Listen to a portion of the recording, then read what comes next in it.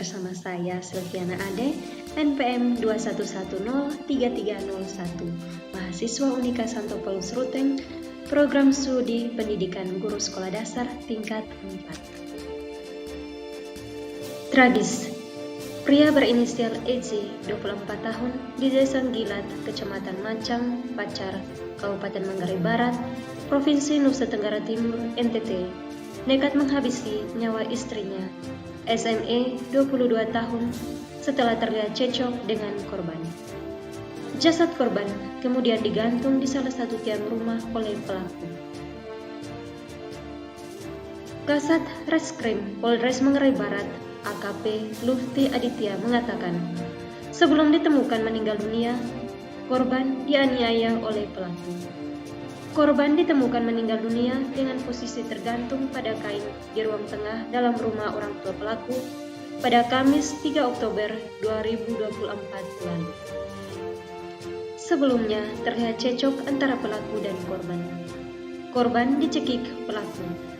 Korban kemudian digantung dalam keadaan meninggal dunia, jelas Aditya saat konferensi pers di Polres Manggarai Barat, Jumat 25 Oktober 2024. Dari hasil visum et repertum luar tubuh oleh pihak RSUD Komodo, ditemukan luka-luka pada beberapa bagian tubuh korban, yakni pada bagian leher, dada, perut, punggung belakang, tangan kiri, dan tungkai kiri akibat kekerasan benda tubuh.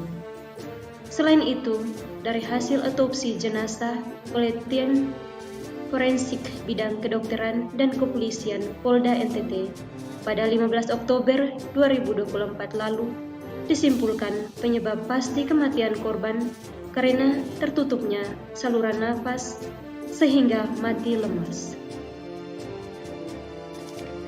Jadi, tanda-tanda kematian korban bukan gantung diri.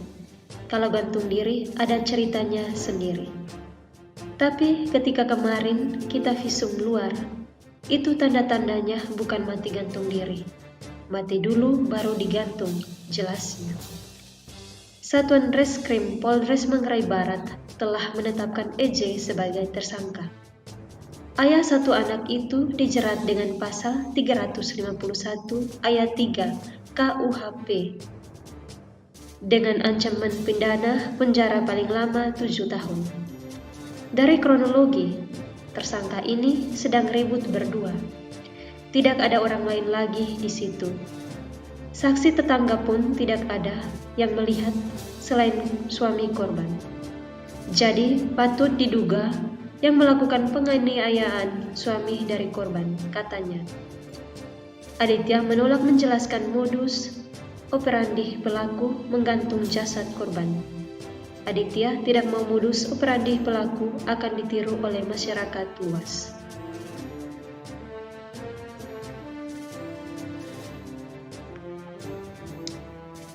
Kasus yang baru saja kita dengar, yaitu salah satu kasus pelanggaran hak hidup yang sudah dengan jelas tertulis dalam pasal 3 ayat 1 Undang-Undang Dasar tahun 1945 dan pelanggaran hak atas keselamatan dan kebebasan pribadi. Dalam kasus tadi, yang menjadi korban bukan saja istri dari pelaku, tetapi anak mereka juga menjadi korban dari kasus tersebut. Menurut saya, pelaku tidak cukup mendapatkan hukuman penjara hanya 7 tahun.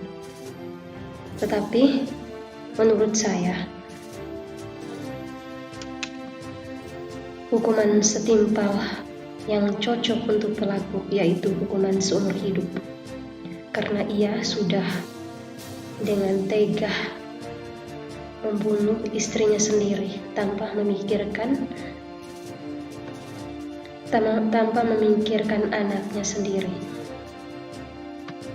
Jadi hukuman yang pas untuk pelaku yaitu hukuman seumur hidup.